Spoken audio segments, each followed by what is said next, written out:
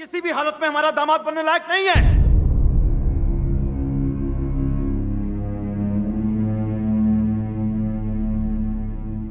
ऐसे लड़के को प्यार करती हो? हाँ, भूल जाओ उसे।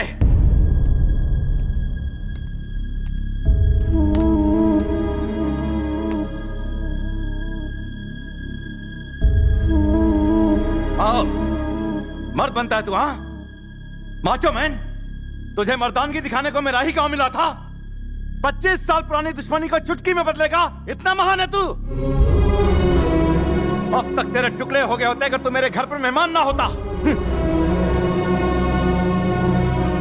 मैं तुझसे इतनी नफरत करता हूं, फिर भी मेरे घर की रोटी खाते हुए शर्म नहीं आती तुझे?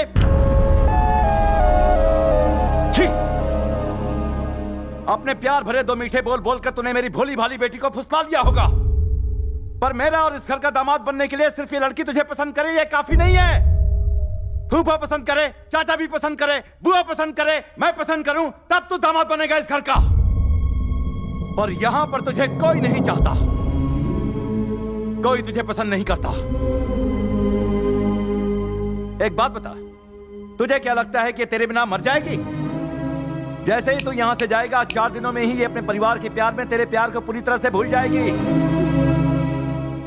कान खोल के सुन, मैं यहाँ के गांव का, घर का, सबका मुखिया हूँ। इस घर का दामाद और मेरा उत्तराधिकारी वो होगा जो मेरी शान को बरकरार रखेगा, ना कि तेरे जैसा घटिया चालाक आदमी। भानु, अब बस करो। ये गांव क्या सोचता, तुम उसकी बात करते हो, पर इस घर के बारे में कभी सोचा? तुमने दुश्मनी की बात की और हमने इसे अपने सर आंखों पर रखा। तुम मर्दानगी और मानता की बात ना ही करो तो अच्छा है। तुम ही ने उसको यहाँ गांव में बुलवाया और फिर से पिटवाया। वो फिर भी हंसता रहा और हमें प्रेम की भाषा सिखाता रहा। इसे महानता कहते हैं साले साहब। तुम्हारे खरीदे हुए गुंडे इसने चुटकी में मसल दिए, सबको मार भगाया। इसे कहते हैं मर्दानगी। प्लीज आप चुप हो जाइए। आज चुप नहीं रहूंगा। क्यों जी? मैं तुम्हारे खिलाफ बोल रहा हूं इसलिए तुम मुझे बाहर फेंक सकते हो, पर अब मैं इसकी परवाह नहीं करता हूं। इज्जत और अभिमान से जीने की हिम्मत इस लड़के ने हमें दी है साले साहब। हाँ, इस लड़के ने। ये बताओ, वो जैसा कामचोर दामाद बन सकता है, ये दामाद बन सकता है, और यहाँ तक कि तुम्हारी नजर में वो गुंडा भी दामाद बनने के लायक है, पर जो इस घर में इतनी खुशियाँ लाया है, ये लड़का तुम्हारा दामाद बनने के लायक नहीं। ऐसा क्यों? भैया, ये तो कहना मुश्किल है कि भूमि इस परिवार के प्यार में इसे भूलेगी या नहीं, लेकिन हमें जिसने मोहब्बत की भाषा सिखाई उसे नहीं भूलेंगे हम। पूरा गांव क्या सोचता है उसकी हमें परवाह नहीं। हम तो बस ये जानना चाहते हैं कि आप क्या सोचते हैं। एक बात तो बिल्कुल सही है, भूमि के लिए इससे अच्छा लड़का कभी नहीं मिलेगा।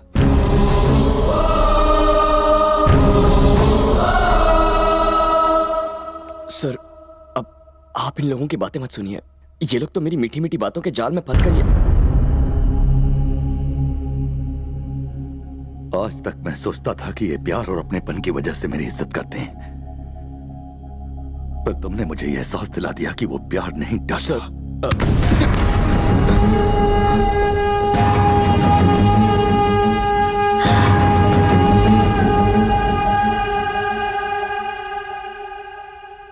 मैं सिर्फ नफरत की भाषा बोलता रहा, इस डर से कि कहीं इसे प्यार न कर बैठूं।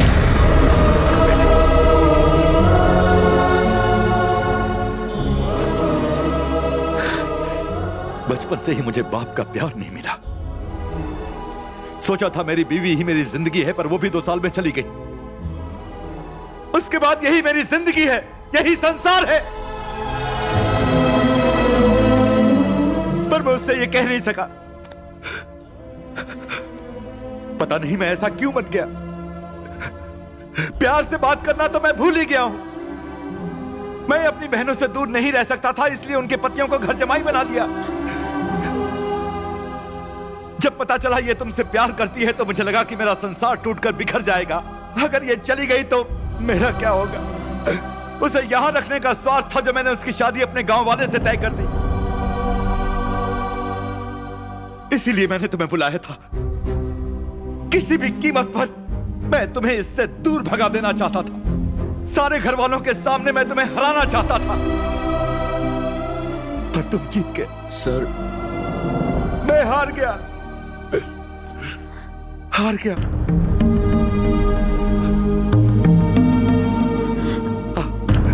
इधर आ, इधर आ।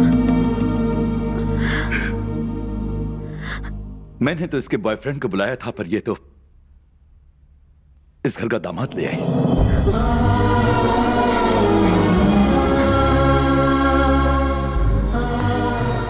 खुश रहो।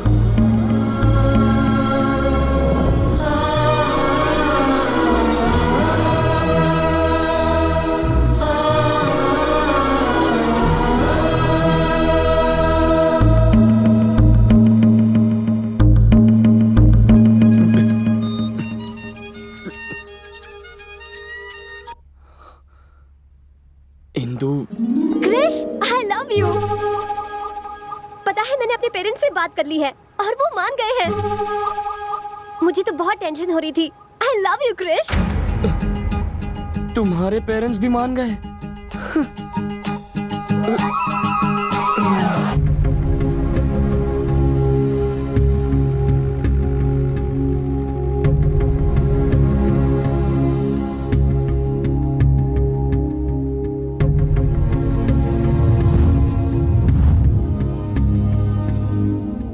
क्रिश, तुम चले जाओ। वही हुआ जिस बात का डर था हमें, जो नहीं सोचा था। मेरे डैडी तुम्हें चाहने लगे हैं। डैडी के मुंह से अपने लिए प्यार के 2 शब्द सुनने के लिए मैं तरस गई थी। आज उन्होंने पहली बार कहा कि मैं उनकी दुनिया हूँ। इतना काफी है क्रिश। मैं नहीं चाहती कि तुम मेरी वजह से खुद को और तकलीफ दो। तुम जाओ। अगर अभी चला गया तो तुम्हारे पापा को धोखा देने जैसा होगा। अभी या बाद में मुझे जाना तो है, ये कोई बड़ी बात नहीं है। पर तुम्हारे सारे रिश्तेदार जिन्होंने तुम्हारे पापा के खिलाफ होकर मेरा साथ दिया, मेरी वजह से उनका विश्वास टूटेगा और तुम्हें जिंदगी भर अपने पापा से शर्मिंदा होकर जीना पड़ेगा। सब ठीक होता अगर वो मुझसे नफरत करते तो उन्हें सच बता देते हैं। ऐसा कैसे कर सकते हैं? अब जो भी होगा संभाल लेंगे। उम्मीद तो कम है कि वो हमारी बात समझ पाएंगे, फिर भी।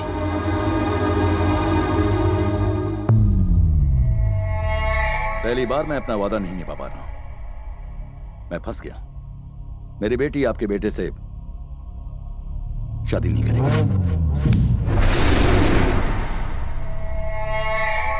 लेकिन तुमने तो मुझे जबान दी थी। अपना किया हुआ वादा तुम कैसे भूल गए भानु? जब वादा किया था तब बात कुछ और थी, अब बात कुछ और है। उम्मीद है कि आप मेरी मजबूरी को समझेंगे।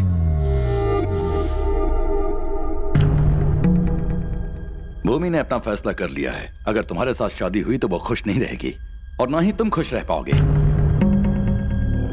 खुश रहने के लिए तुम्हारी बेटी को क्या चाहिए? वही ना जो हर लड़की की तमन्ना होती है। उसका बदन गहनों से सजा दूंगा। 1 महीने में उसके पाँव भारी कर दूंगा और 9 महीनों बाद तुम्हारा पोता तुम्हारी गोद में होगा। और अगर उसने अपना मुंह काला कर दिया तो उसे मार दूंगा।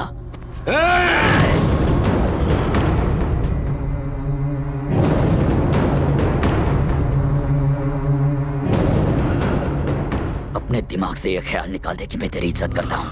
मैंने उसे बचपन से चाहा है। मैं उसे किसी और की बाहों में नहीं देख सकता। साले, तूने ये सोच भी कैसे लिया कि तू मुझे इनकार कर देगा और मैं चुपचाप यहाँ से चला जाऊंगा?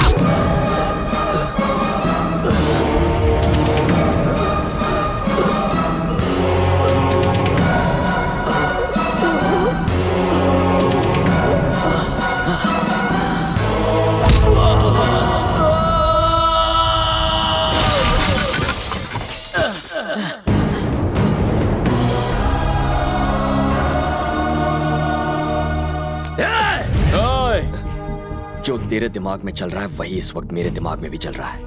खत्म कर दूंगा। आइंदा इस घर के किसी भी आदमी को हाथ लगाने की कोशिश की ना तो खाने और धोने के लिए सिर्फ एक ही हाथ बचेगा। सुन, तेरे बेटे ने मेरे गिरेबान में हाथ डाला, फिर भी तू देखता रहा।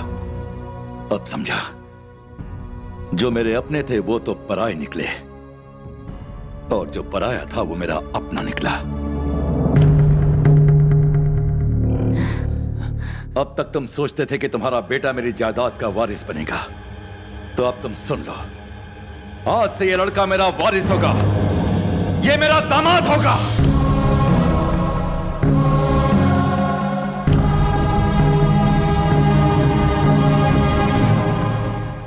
एक अजनबी पर भरोसा करके मुझसे दुश्मनी करने के लिए तैयार हो गए?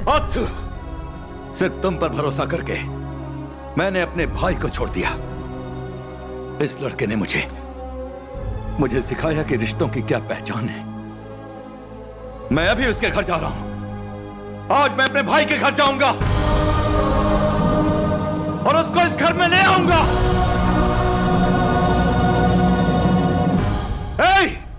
गाड़ियां निकालो। अच्छा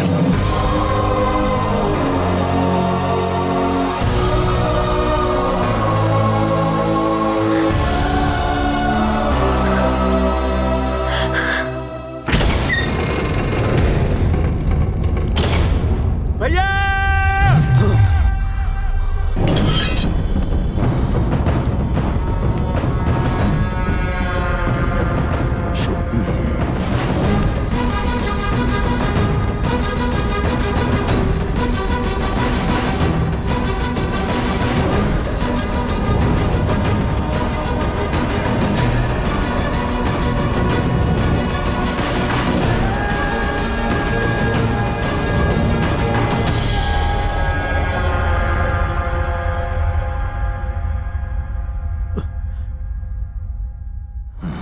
तुम्हारे सामने कोई मुखिया नहीं, तुम्हारा बड़ा भाई खड़ा है।